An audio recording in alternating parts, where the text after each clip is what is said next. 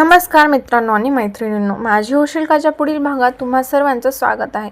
तर आतापर्यंत आपण बघितलं होतं की कबीरने अवंतीला खूप छान सरप्राईज दिला आहे आणि अवंतीला तिथेच कबीरजवळ झोप पण लागते आणि अवंतीला पण ते सरप्राईज खूप आवडते आणि नंतर एकमेकांच्या कुशीत दोघांना कधी झोप लागते हे त्यांनाच कळत नाही. तर आज आपण बघणार आहोत की पुढे काय होईल आणि पुढे जाण्याआधी मी तुम्हा सर्वांना आठवण करून देऊ इच्छिते की प्लीज आधी व्हिडिओला लाईक करा आणि नंतरच व्हिडिओमध्ये आपण पुढे जाऊया.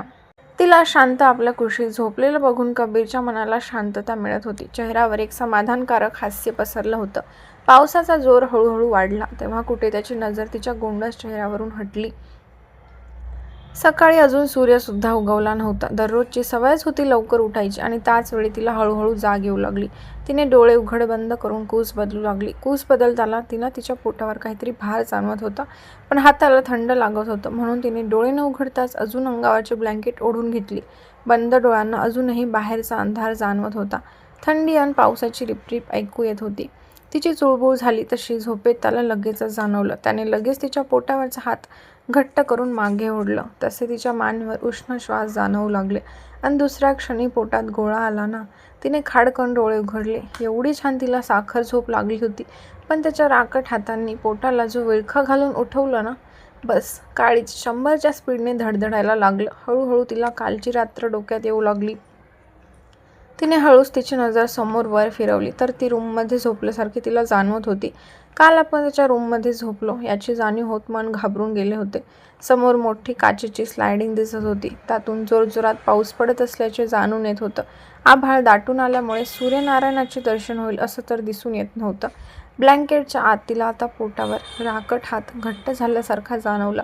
तसं तिने हळूच ब्लँकेट वर घेत तिच्या पोटावर नजर टाकली आणि पोटात खडलाच पडला. त्याचे उष्ण श्वास मानेला गुदगुल्या करून जात होते. आता घाबरून धडकी भरल्यामुळे तिला मागे वळून बघायची सुद्धा भीती वाटत होती. तिने हळूच आवंढा गिळत मान वळून पाहिलं आणि तो शांत डोळे मिटून एका लयात श्वास घेतानाचा चेहरा दिसू लागला. तिचे डोळे किंचित मोठे झाले. श्वास रोखून त्याला एकटक बघू लागली. पहिल्यांदाच तिने त्याला असं शांत झोपलेलं पाहिलं होतं. तिने नजर फिरवली तसेच तिच्या लक्षात आलं की आपण त्याच्या रूममध्ये आहोत आणि त्याच्या बेडवर झोपलेले आहोत. लगेच डोळ्यासमोर सुरेखा, अनुराधा, हेमाचा चेहरा आला. तसं तिच्या चेहऱ्यावरचा रंगच उडाला. ती पटकन गडबडून त्याचा हात आपल्या पोटावरून काढत तडक उठून बसली. शांत सुखाची गोड स्वप्नांमध्ये रंगलेली त्याची झोप चळवळली. झोपेत हाताला हिसका बसल्याने त्याने लगेच डोळे किलकिले करत उघडले. ती इकडे तिकडे घाबरलेल्या नजरेने बघू लागली. घाबरून आता जीव बाहेर येतो की काय अशी तिची अवस्था झाली होती. रात्र एवढी शांत झोप लागली होती. डोकं काहीच काम करत नव्हतं. काय झालं घाबरायला? तो डोळे उघडझाप करत तिच्या चेहऱ्याकडे काळजीने बघत तिचा हात धरत जवळ घेतच होता की तिने पटकन हात मागे घेत मागे अजून सरकली. ते रूममध्ये कोणी आलं तर? ती बोट दाखवत दाराकडे बघत कापऱ्या आवाजात म्हणाली. डोळ्यात घाबरून पाणी जमा झालं होतं. इज्जत तिला खूपच प्रिय होती. तिला आणि त्याला माहीत होतं दोघं त्यांच्या नात्यात मर्यादित आहेत, पण रूमच्या बाहेर असणाऱ्यांना काय माहीत होतं? त्याला तर ह्या गोष्टीचा काही फरक पडत नव्हता, पण तिला ह्या गोष्टीचा खूप फरक पडत होता. शेवटी कितीही केलं तरी गावात लहानाची मोठी झाली होती. त्याच्यासाठी तू रडते? कोणी येणार नाहीये. अजून सकाळसुद्धा झाली नाही आणि तसंही कोणीही लगेच वर येणार नाहीये तुला उठवायला. तुला गेस्ट रूममध्ये सोडून येईल, कोणाला काही कळणार नाही. So relax. तो हसून बोलत पालथं पडून तिला जवळ ओढून घेत म्हणाला. सकाळ सकाळी तिचा रडण्याचा कार्यक्रम बघून त्याला हसूच आलं. कुठल्याही गोष्टीला घाबरते असं वाटलं त्याला. तेव्हा कुठे तिच्या श्वासात श्वास नीट भरू लागली. पण ह्याचं वेगळंच चालू होतं. ओ काय करता? पहिले दार उघडा, सोडा मला. ती वैतागून डोळे पुसत त्याच्यापासून दूर होण्याचा प्रयत्न करू लागली. थोडा वेळ कोणी बघितलं नाही एवढं बस ना, त्याने बोलत तिला अजून घट्ट आपल्या मिठीमध्ये जखडून घेत बेडवर खाली ओढत तिच्या खांद्यावर डोकं ठेवून डोळे बंद केले. ती डोळे मोठे करून एकदमच ताठ झाली. त्याच्या डोक्याचा स्पर्श मानेला गळ्याला होत होता तर अंगावर गोड शहारा येऊन जात होता. अहो सोडा ना. ती त्याला बाजूला करण्याचा प्रयत्न करत होती.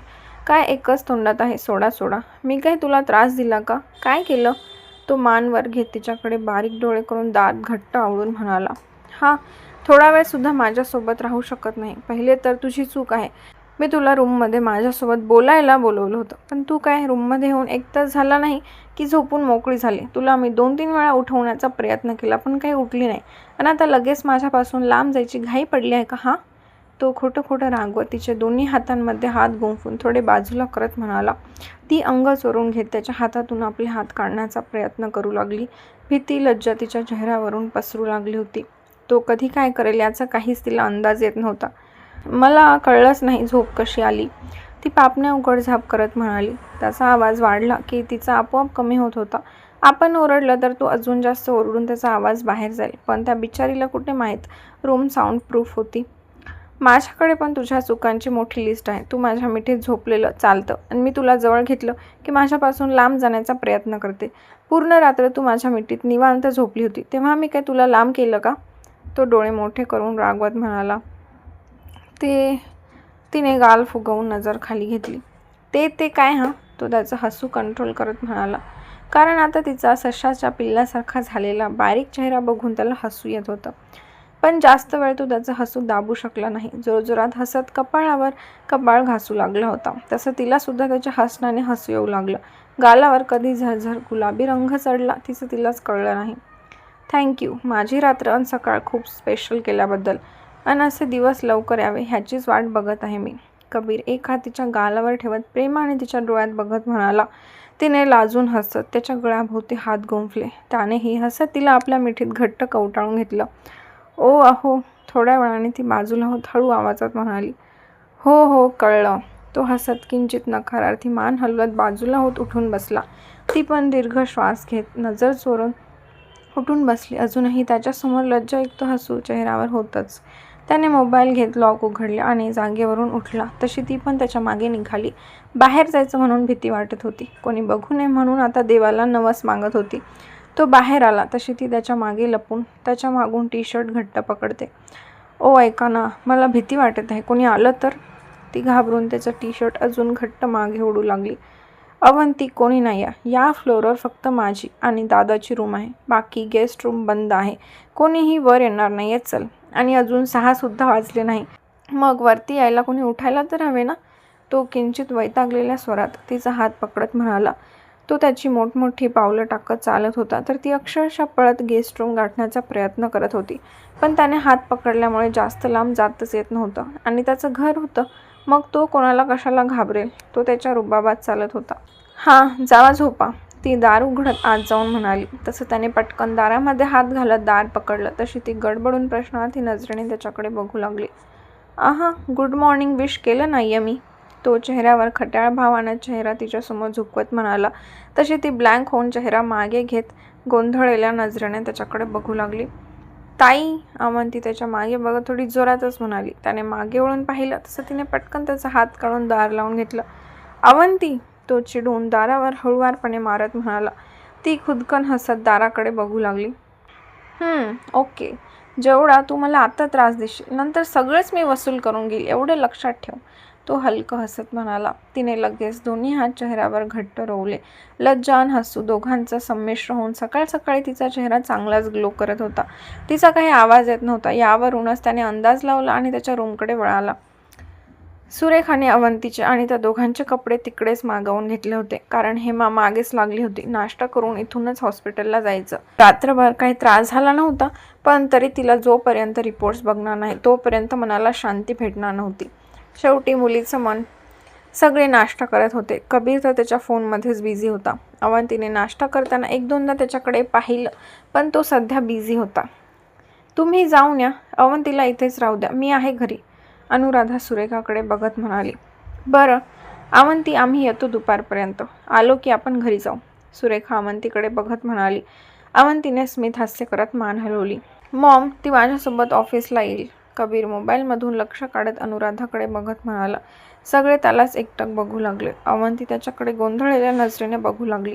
ऑफिसमध्ये तिचं काय काम असणार होतं? ऑफिस? अनुराधाला सुद्धा प्रश्न पडला होता. हां, माझी एक मीटिंग आहे, झाली की आम्ही दोघे शॉपिंगला जाऊ. पुन्हा 2 दिवसांनी गावाकडे जायचं आहे. उद्या मला वेळ नाही. त्याने खाता त्याचा पूर्ण शेड्यूल सांगितला.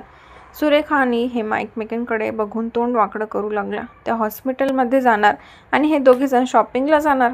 अनुराधाला सुद्धा पटलं, कारण वेळच कमी होता आणि अवंती गेल्यानंतर पुन्हा शॉपिंगसाठी वेळ लागेल. हेमा काही न बोलता तडक उठली आणि तिथून निघून गेली. ती उठली तसंच सगळेजण तिलाच बघू लागले. अवंती ब्लँक होऊन बघू लागली. कबीरने अमितकडे पाहिलं. त्याने डोळ्यानेच जाण्याचा इशारा केला. अमित, तू माझ्यासोबत आता हॉस्पिटलमध्ये येणार नाही का? हेमा त्याच्याजवळ जात म्हणाली. कारण आताच तो फोनवर दुसऱ्या हॉस्पिटलमध्ये जाणार होता हे तिने ऐकले. हेमा, रेग्युलर चेकअप आहे, त्याच्यासाठी मी यायची काही गरज आहे. तसंही पप्पांना काही झाले नाही, अमित गळ्यात टाय बांधत म्हणाला. हां, म्हणजे तुला माझ्या डॅडची काहीच काळजी नाही. चांगल्या माणसाला चक्कर येणे ही खूप चांगली गोष्ट आहे का? तुझ्या भावाला तर काही पडलं नाही, त्याला फक्त त्याच्या लग्नाची घाई लागली आहे, हेमा चिडून म्हणाली. ओ गॉड हेमा, काही सिरियस वाटलं असेल तर मी पहिले स्वतः हॉस्पिटलमध्ये घेऊन गेलो असतो. मला माहीत आहे काही झालं नाही. आणि आता त्याने त्याचं काम सोडून बसायचं का? तू तुझं काम करते, त्याचं ते काम करतो. एवढा रिॲक्ट होण्याची काही गरज नाही आहे, अमित वैतागलेल्या स्वरात त्याच्या मोबाईलवर आलेला मेसेज चेक करत म्हणाला. हीच गोष्ट मॉम अँड डॅडसोबत झाली असते तर? तेव्हा मी पण सगळं माझं काम घेऊन बसले असते तर तेव्हा पण असाच बोलला असता का? हेमा रागाने त्याच्या हातातून मोबाईल घेत ओरडत म्हणाली. हेमा, काही पण बोलू नको. तिने जसा मोबाईल ओढला तसा अमितचा आवाज वाढला. रागाने त्याचे डोळे लाल होऊ लागले. वा, तुझ्या आईवडिलांबद्दल, भावाबद्दल मी काही बोललेलं सहन होत नाही. तू तर बसता उठता माझ्या आईला नाव ठेवतो, पण मी कधी त्या गोष्टी मनावर घेत नाही. पण आता माझ्या वडिलांची तब्येत खराब आहे. ह्याच ठिकाणी दुसरं कोण असेल तर पळत पळत गेला असता. मला पण मागे लागून घेऊन गेला असता, हेमा चिडून कापऱ्या आवाजात म्हणाली. राग आणि दुःख दोन्ही भरलं होतं. अमितला माहीत आहे की तिच्या वडिलांना काही झालं नाही, पण तिला माहीत नव्हतं ना, मग ती त्याच्याकडून अपेक्षा करणारच. ठीक आहे, मी 1-1.5 तासात माझं काम संपवून येईल, तो विषय थांबवण्यासाठी तिला जवळ घेत म्हणाला. तसं हेमाने डोळे बंद करून त्याच्या पाठीला घट्ट विळखा मारला. अमितने मनातच दीर्घ श्वास घेतला आणि कुठून बुद्धी सुचली असं त्याला वाटलं. कबीर आणि अवंती गाडीत बसून ऑफिसला निघाले होते. तिला थोडी धाकधूक वाटत होती. त्याच्यासोबत अशी ती पहिल्यांदा ऑफिसला जाणार होती. पहिल्या वेळेस एकटीच जाणार होती म्हणून एवढं काही वाटलं नाही, पण आता सगळेजण तिला ओळखत असतील हा विचार करूनच भीती, एक्साइटमेंट, सगळ्याच भावना संमिश्र झाल्या होत्या. तिने त्याच्याकडे पाहिलं तर तो टॅबमध्ये काहीतरी करत होता. कानाला ब्लूटूथ लावून कोणाशी तरी बोलत होता. बोलताना आवाज एकदम शांत असायचा, कुठलीही घाई नाही. एक एक शब्द बोलताना विचारपूर्वक बोलत होता. कामाच्या बाबतीत शांतपणे काम करायचं. तिच्यासोबत असताना कशी काय मस्ती सुचते म्हणून तिलाच प्रश्न पडला. आणि त्याच्याबरोबर गुलाबी पहाट आठवून गालावर गुलाबी लालसर छटा पसरू लागली. ती ओठ आत घेत तिचं हसू लपवत बाहेर बघू लागली. पूर्ण रस्त्यात तो त्याच्या कामात व्यस्त होता. तिनेही त्याला काही त्रास दिला. त्याची गाडी ऑफिसमध्ये येताच गार्डने पुढे येऊन दार उघडलं. तो बाहेर येत तिच्या बाजूने गेला. तो दार उघडायच्या आधीच ती दार उघडून बाहेर आली. अजूनही त्याचा फोन चालूच होता. त्याने डोळ्यांनीच इशारा करत चालायला सांगून बोलता बोलता पुढे निघाला. ती पण कावरी बावरी होऊन इकडे तिकडे बघत त्याच्यासोबत निघाली. तो मोठमोठी पावले टाकल्यामुळे त्याचा स्पीड तिला मॅच करता येत नव्हता, म्हणून थोडी घाई करतच चालत होती. त्याचं फोनवरचं बोलणं झालं म्हणून त्याने फोन कट केला आणि जसं ते लॉबीमध्ये एंटर झाले, अवंती शेजारी नव्हती म्हणून तो थांबून मागे वळून बघतच होता की अचानक थांबल्यामुळे ती त्याला जाऊन धडकणार. तसं त्याने तिच्या कोपऱ्याला पकडून सावरलं. एवढी कुठली घाई लागली आहे? कबीर तिला नीट उभं करत तिचा हात पकडत म्हणाला. तुमच्यासोबत चालायचं म्हणून घाई करत होते. तुम्हीच मोठे पावलं टाकत होता म्हणून तुमच्या मागे मी पळत होते, ती श्वास घेत गाल फुगवून म्हणाली. तो किंचित हसत लिफ्टच्या दिशेने निघाला. सध्या ते ऑफिसच्या लॉबीमध्ये होते. नुकताच ऑफिस टाईम स्टार्ट झाला होता म्हणून सगळ्यांची ये जा चालूच होती. पुन्हा एकदा अवंतीला ऑफिसमध्ये बघून तिथे असलेल्या लोकांच्या चेहऱ्यावर क्वेश्चन मार्क पडला होता.